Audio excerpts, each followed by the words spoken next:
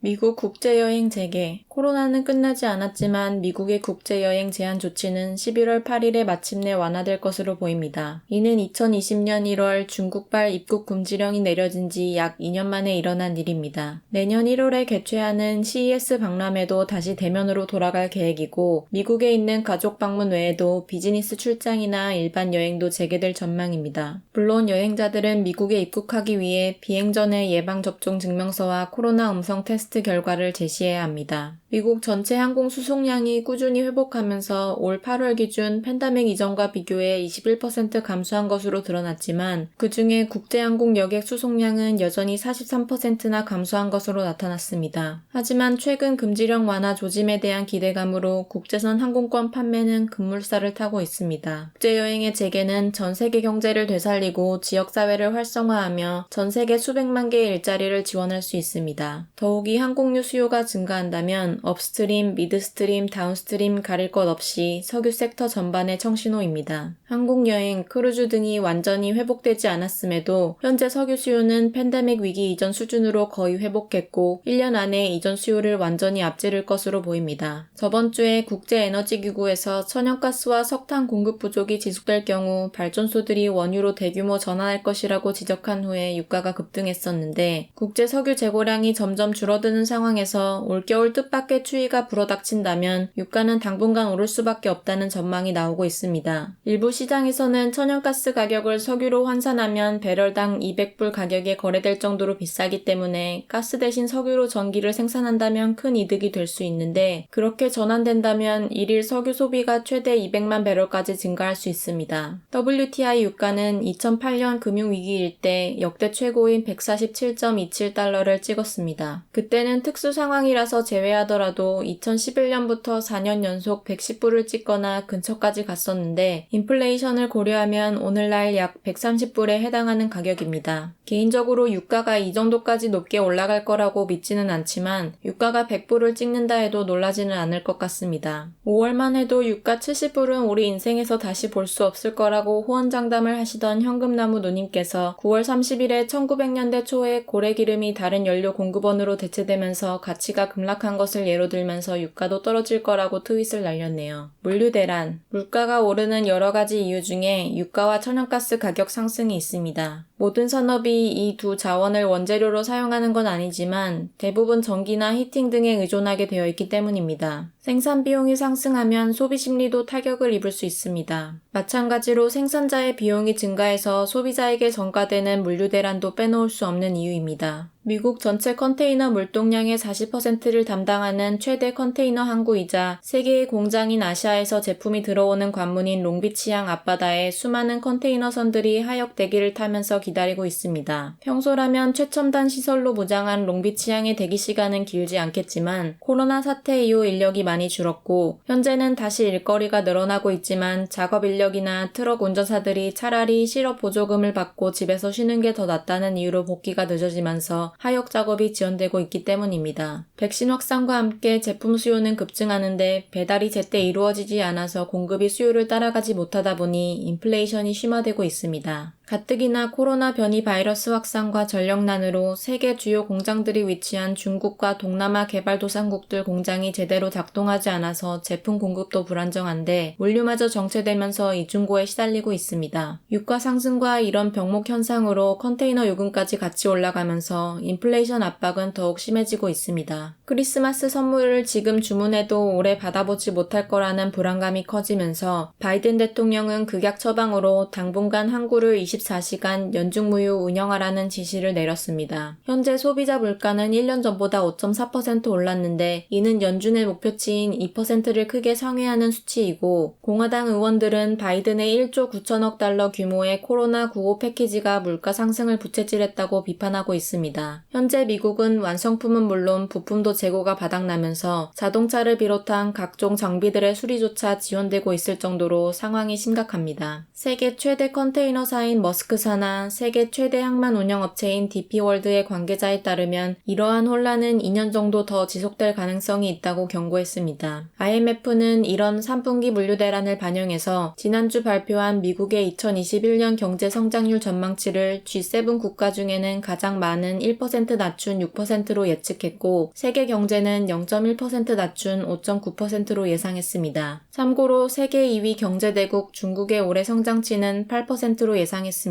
이런 국제적인 공급망 위기는 결국 소비자 물가를 상승시키면서 경제 회복이나 산업 발전 그리고 석유 소비를 저해할 수 있지만 긍정적인 사실은 코로나 사태로부터 생각보다 빨리 소비자 수요가 증가하고 있다는 것입니다. 그리고 선진국은 이미 인구의 60% 이상이 백신을 접종했고 거기에 미국은 부스터샷이 승인됐을 정도로 백신 공급이 안정적이고 개발도상국도 어느 정도 따라온다면 내년 경제 성장률은 생각처럼 어둡지만은 않을 것입니다. 당분간의 유가 전망은 장기적으로는 오펙의 생산량 증가 의지와 단기적으로는 올겨울 날씨에 달려있다고 생각됩니다. 하지만 유가 상승이 반드시 석유 기업 주가에 좋은 영향을 주는 것은 아니라는 걸 인지해야 합니다. 과도한 유가 상승은 기업 이익을 압박하고 소비자 수요 감소로 이어져서 경제 성장을 위험에 빠뜨릴 수 있습니다. 경제 성장이 저하된다는 말은 석유 소비도 타격을 받는다는 말이기 때문에 주가에는 당장의 유가 상승보다 미래의 수요 상승이 더 중요합니다. 천연가스 공급 부족. 세계 최대 LNG 수출국인 카타르의 경우 현재 물 들어올 때 노젓는다고 생산량을 늘리기 위해 수십억 달러를 지출하고 있지만 단기간에 생산량을 늘리는데 어려움을 겪고 있습니다. 카타르 에너지 장관은 현재 최대 생산량이 1년에 80밀리언 톤이라면서 생산량 최대치를 짜내는 중이라며 아쉬움을 나타냈습니다. 카타르는 2027년까지 LNG 생산량을 50% 증가시키는 것을 목표로 거의 30빌리언 달러를 투자할 생각입니다. 주요 공급 국가인 러시아의 푸틴 대통령이 시장 안정화를 위해 올해 유럽에 기록적인 양의 가스를 운송할 수 있다고 말한 후 최근 며칠 동안 가격이 하락했습니다. 하지만 전문가들은 더 많은 공급에 대한 푸틴의 약속에도 불구하고 유럽의 가스 가격 급등을 막을 수는 없을 거라고 내다봤습니다. 현재 아시아의 석탄 가격 상승과 영국의 낮은 풍력 발전 효율로 유럽 가스 시장은 더욱 압박을 받고 있고 겨울을 앞두고 유럽과 아시아를 비롯한 전 세계 여러 곳에서 재고량이 상당히 부족한 것으로 나타나고 있기 때문입니다. 거기다 러시아 자체적으로도 겨울 수요가 엄청나게 늘어날 것으로 예상되는 가운데 러시아 역시 카타르처럼 생산량이 거의 최대치에 다다른 것으로 보여서 노드스트림2 송유관이 가동되더라도 유럽의 천연가스 가격이 단기간 눈에 띄게 잡힐지는 두고 봐야 할 것입니다. 우크라이나를 둘러싼 러시아와 유럽 그리고 미국 간의 정치적인 합의가 이루어진다고 하더라도 유럽이 천연가스 공급량의 3분의 1 이상을 러시아에 의존한다는 것 자체가 정치적인 모험이라서 귀추가 주목됩니다. 한국도 그렇지만 중국, 미국 할 것 없이 에너지원 수입 의존도가 높은 나라들은 국가 안보를 위해서 가격과 상관없이 거래 국가를 다양하게 두고 수입을 합니다. 유럽 전체가 정치적인 볼모에 잡힐 수도 있기 때문에 러시아산 천연가스가 싸다고 마냥 그것에 의존할 수도 없는 문제입니다. IEA는 유럽과 아시아의 에너지 위기에 대해 정부의 기후 정책으로 인한 친환경 에너지로의 전환이 비난을 받아서는 안 된다고 말했습니다. 2015년 이후 제품 가격 하락과 함께 석유 회사들의 투자가 절반으로 감소했으며 지난 10년 동안 수요 증가의 약 70%를 담당하던 미국 셰일 업체들이 재무표 개선과 주주 환원 그리고 ESG 의무에 초점을 맞추다 보니 제품 가격 상승에 대한 반응이 느려진 게 주 요인이라고 말했습니다. 섹터 내 장기 불황이 지속되는 동안 대부분의 회사가 서바이벌 모드였기 때문에 새 유전 탐사나 개발은 언감생심이었고 현재 각 회사의 유전 매장량이 겨우 10년에서 15년 사이인 걸 감안하고 새로운 유전을 개발하기 위해서는 그에 맞는 송유관이나 저장고 같은 인프라도 같이 구축되어야 한다는 점을 생각해보면 앞으로 섹터 내 대대적인 투자 없이는 그때쯤 해서 지금보다 더 큰 에너지 위기를 겪을지도 모르겠습니다. 미국 최대 천연가스 업체인 EQT의 CEO는